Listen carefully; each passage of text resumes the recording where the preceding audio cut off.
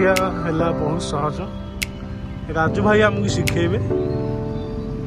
ଚାଲ ଯିବା ଏବେ ଜେସିବି ଶିଖିବା ଚଲେଇବା।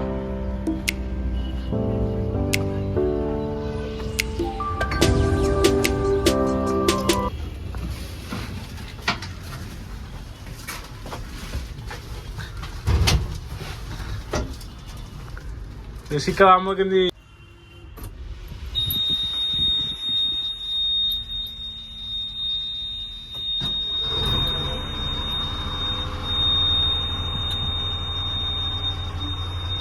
ସାଉଣ୍ଡଟା କଣ ହଉଛି? ସାଉଣ୍ଡଟା ଆମର ବଜାରଟା କୋଉଠି କଣ କଲେ କେମିତି ଚାଲିବ?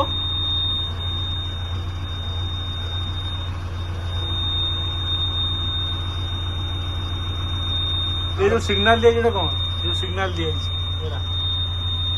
এইটা আমার হচ্ছে বুম আর সুইমিং। এটা হচ্ছে বকেট স্টিম। ठीक है हमके सिखाओ केमती को चलियो देखो আমার দেখো নটা ଅଛି ଯେମିତି କ୍ରସ୍ ହେଇକି ନଟା ଅଛି ତା ଫଙ୍କସନଟା ସେମିତି ହେଲା। ଏଟା ଦେଖ ଏଠି ଆମେ ଏକଣ କରିବା हां ବୁମ୍ ତଳକୁ ଯିବ। हां हां ଏଇଠି କରିବା हां ବୁମ୍ ଉପରକୁ ଆସିବ। अरे वाह तापर ଏକଣ କରିବା हां डाणू को बोलियो ଡାହାଣକୁ ବୁଲିବ। ଏକଣ କରିବା हां ଡାହାଣକୁ ବୁଲିବ।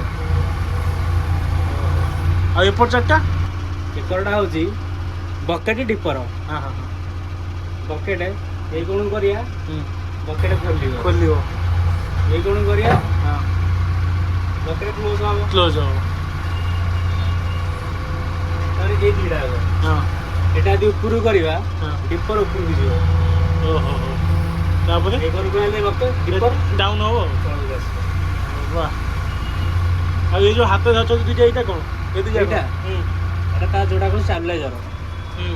ତଳକୁ କଲେ ମାରି गाड़ी उठेला नहीं ଗାଡ଼ି ଉଠିବ। हां ଉପରକୁ ଗଲେ ଟେକି ହେଇଯିବ ଷ୍ଟାବିଲାଇଜରଟା ହବ।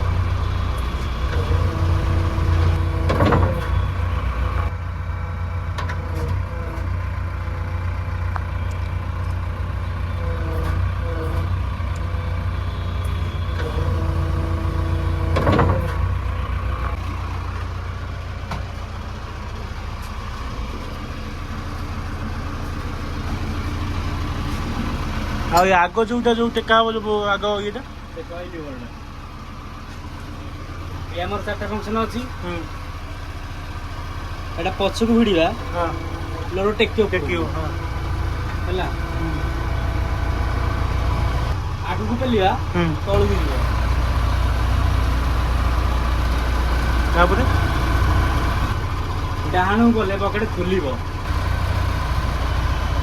ମାନେ ମାଲ ଧରିଥିବ ମାଲ ତଳେ ହଁ। ପଡ଼ିବ। ଆଉ ବାଁ ଗଲେ ବକେଟ କ୍ଲୋଜ ହବ ମାନେ ମାଲ ଧରିବ।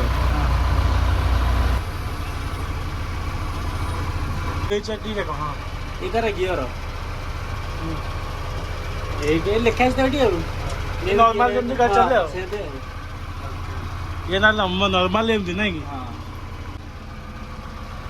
ଏଇଟା ପଛକୁ ଗଲେ ପଛକୁ ଯିବ ଗାଡ଼ି हां ଆଗକୁ ଗଲେ ଆଗକୁ ଯିବ। एटा माने गियर टाइप रो ओनली हो हाँ। ना आगो पछ हो ହଁ